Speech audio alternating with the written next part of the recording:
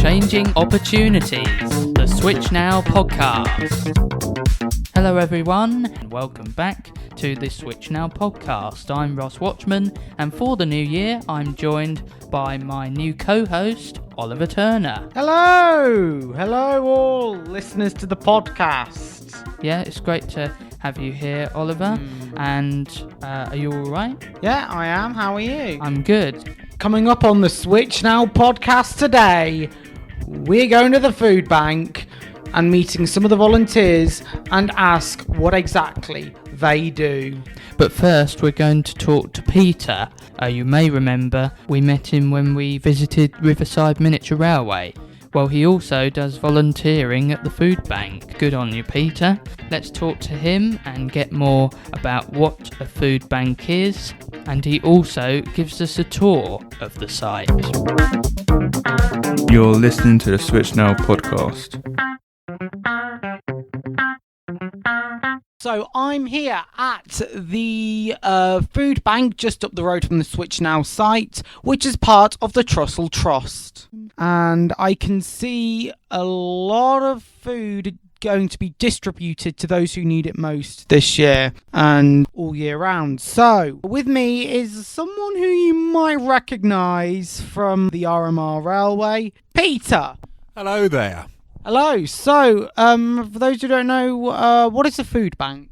So the food bank is there to provide emergency food supplies for those who've fallen on hard times and can't just go to a supermarket like most of us do and buy whatever we want. Yeah, especially this year as well.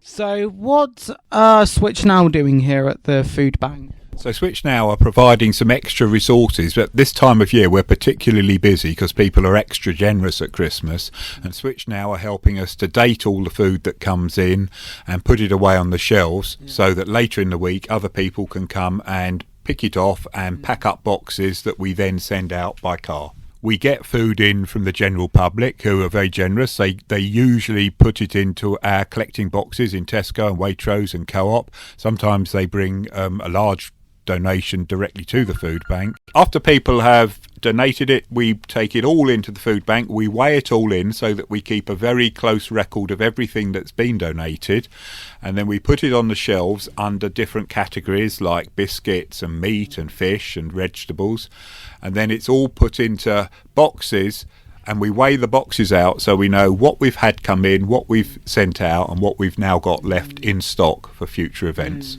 Christmas is a busy time of year, especially for the food banks. Right, so on top of our normal deliveries, and we deliver 3 times a week on Monday, Wednesdays and Fridays, at Christmas we make up extra large bags that we give to people who are struggling a bit at Christmas, and we're aiming to give out nearly 300 extra bags this Christmas. So we've had several special appeals.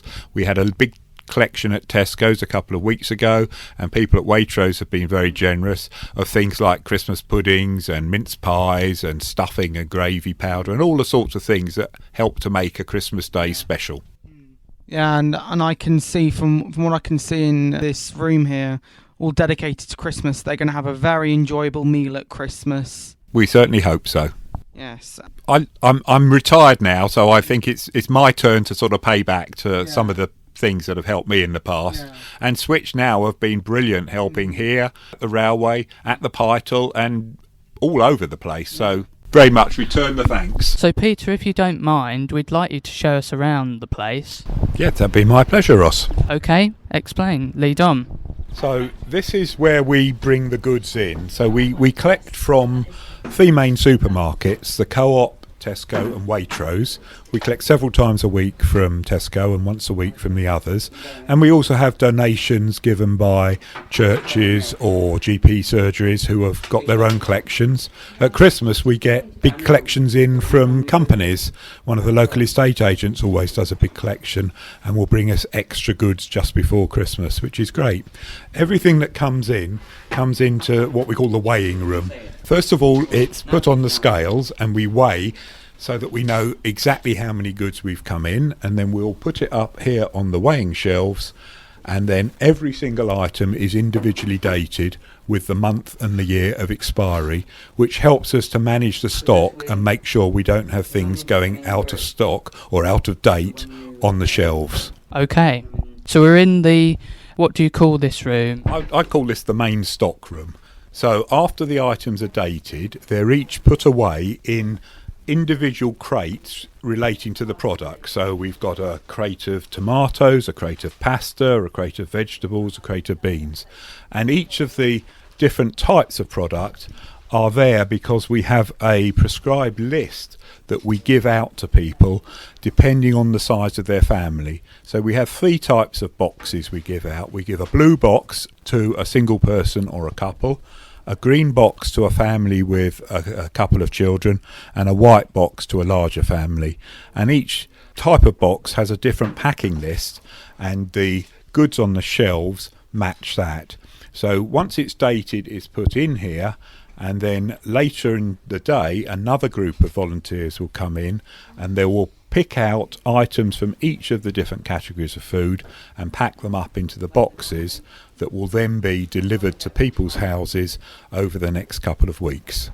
So this is kind of your main office. Yes, before the pandemic we would have had a couple of people in here while we're working and dating and packing, but they started to work from home obviously during the pandemic, and at the moment they're staying working from home. So they come in every so often to pick up the post and things, and there's a desk and a filing area. But the other thing we do in this particular room is we store all of the odds bits and pieces that don't fit into our normal regular deliveries. So we've got things like shampoo, baby products, cat food, dog food, all things that we can't just give out regularly because we don't know which families have got a cat or a dog unless they specifically ask for it. So we keep it in here, and when we're told that a family has a particular need, then we'll add that into their box. Or if we get an excess of it, we might give it to Wood Green for pet food, or we might give it to one of the other groups if it's baby food and things like that. We also start collecting goods all the way through the year for Christmas. So at Christmas we give out additional hampers with mostly things for specific to Christmas, like Christmas puddings, mince pies, but we also give out things like tins of salmon and ham. So any salmon and ham we get in during the year that's got a use by date after the end of the year, we put aside so that it's here ready to pack into our special Christmas hampers. Okay, thank you, Peter, for giving us that tour. My pleasure, Ross. And we'll let you get back to work. Thank you. So thank you for that, Peter. And next time on the Switch Now podcast, we're going to the chili farm. Edible Ornamentals, to give it its full name, and it's located in Chawston, only a 5-minute drive from where we are in Eton-Soken. And while we're there, we're going to talk to Jo as she gives us a tour of edible ornamentals, and saying that the chili process isn't just picking them, it's processing them as well. And cooking them as well. Yes. So, all to come next time on the Switch Now podcast. but back now to the food bank, and we meet some of the other volunteers who give their time there, starting with Carolyn. Yes, so we're here at the food bank, and we're going to be talking to some of the volunteers here. So firstly, Carolyn, good morning. Good morning. Nice to have you here. It's great to be here. So what does a volunteer do here at the food bank? There are a number of roles a volunteer can do for the food bank. We have office staff. We're here in the office this morning, so those people obviously need admin skills, etc. We also have warehouse staff who are dating the food coming in, weighing it in, filing it away on the shelves in the right places so that the rotation of stock is done correctly. To be lifting quite heavy weights because we are carrying crates of tins, etc. around the warehouse, carry food around and are able to date it for us. Okay, you're kind of answering what I was going to ask you next. What skills do you need? Yes, indeed. Yes, I just realised that. So Our admin staff obviously need computer skills and able to be numerate and articulate because they're talking to people on the phone as well. And the people actually in the warehouse, they need to be fit, able to carry things around and able to pick the right food from the shelves in order to pack the boxes that are going out to our clients. Great. So what's it been like having us from Switch Now? It's been brilliant, really has. I'd never heard of Switch Now until I got to know Peter here at the warehouse. And ever since Switch Now co-workers have been in, it's been a real privilege to meet them all. Each one has worked so hard and whatever job they've been asked to do. And it's fantastic, and I hope it can continue for a long time. We hope so too. So explain, if you can, in more depth how you sort the food out. Okay, well, it all comes in crates and it's all mixed up. So to start with, every item is dated and separated into whether it's fruit, vegetables, meat, beans or whatever. And then it is in separate crates in the second room of the warehouse where we store it until we pack it to go out. Okay. And any strange food donations that have come in? We do get some strange things from time to time, not always food either. We actually had some hairdressing scissors a couple of weeks ago. We've had tins of vine leaves, stuffed vine leaves, sometimes some strange jars of really weird looking pickles as well. But yeah, there are some random things from time to time. Absolutely. Carolyn, thank you for talking to us today. You're very welcome. It's a pleasure. Now I'm here with a volunteer at the food bank, Kathy. So Kathy, what's your role here at the food bank? I'm just a volunteer who dates the goods, etc. And I just come when somebody's ill or on holiday or whatever, on a Friday morning or Friday afternoon. And for those who don't know, what is a food bank? The food bank is where people donate food, etc., shops and what have you, and it goes out to people, it's taken to people who need it. And also, what does it take to volunteer at the food bank? What does it take? Well, do you want to help people, etc.? You want to just help and do what you can, you know. You don't have to be very strong. Talk us through what I'm looking at now. Okay, what you're looking at now is the office, and also the office is where there are lots of different items, babies' things, oh gosh, all sorts. There's rice, there's Xmas hampers, there's lots of boxes of chocolate biscuits and sweets, and it's everything that's being collected to give out in the hampers and the boxes. Yeah, so that just about ends this interview. Thank you for joining us, Kathy. So here I am now with Katrina, and you're one of the delivery drivers who delivers here to the food bank.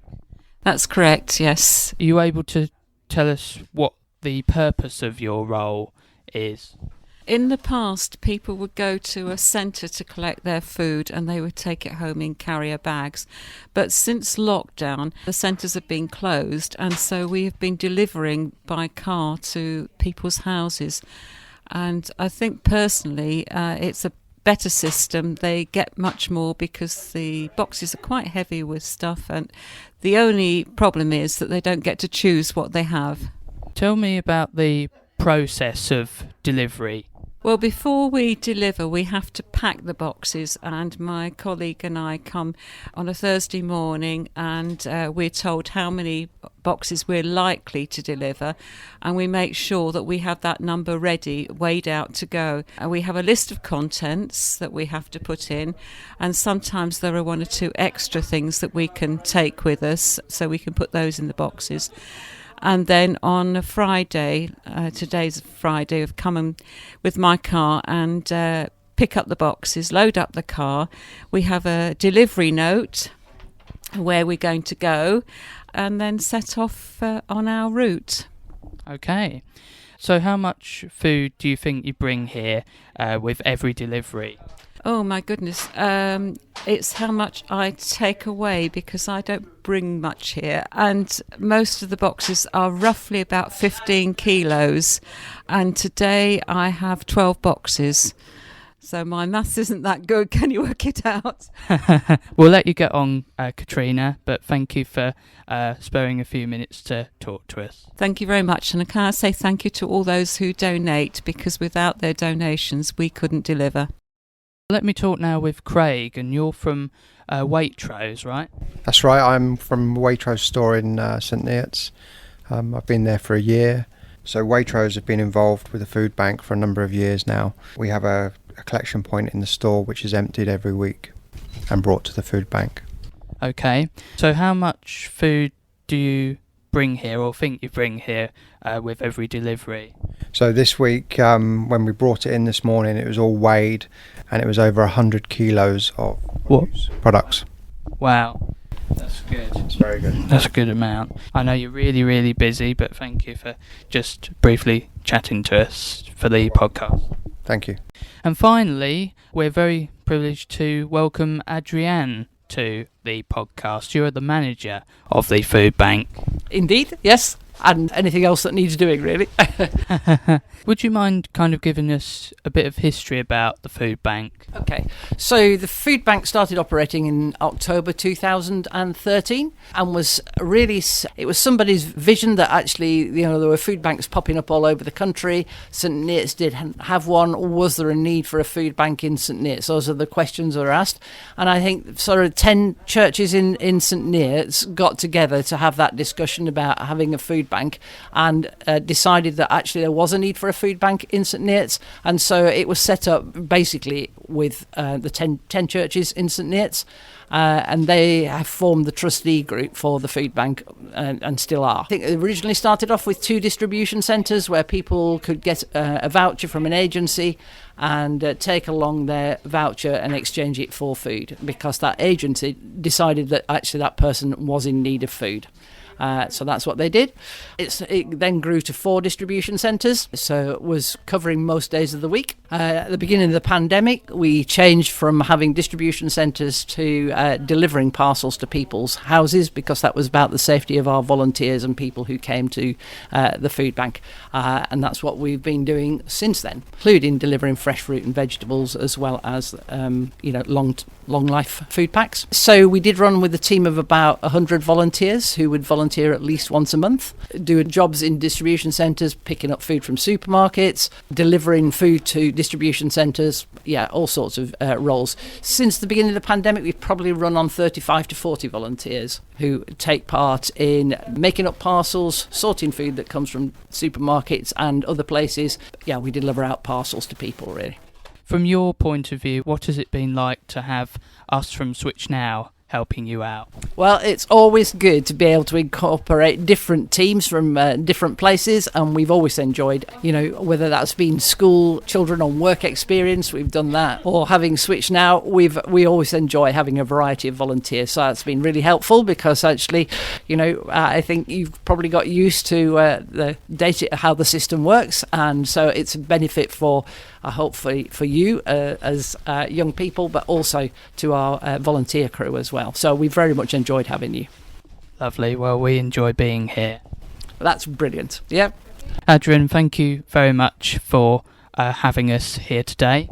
It's been our pleasure. Thank you very much for coming. Thank you, volunteers, for everything you do at the food bank. It really is helping the people who need it most at the minute. So that draws the end of another instalment of the Switch Now podcast. Have you enjoyed your first episode, Oliver? Yes, I have.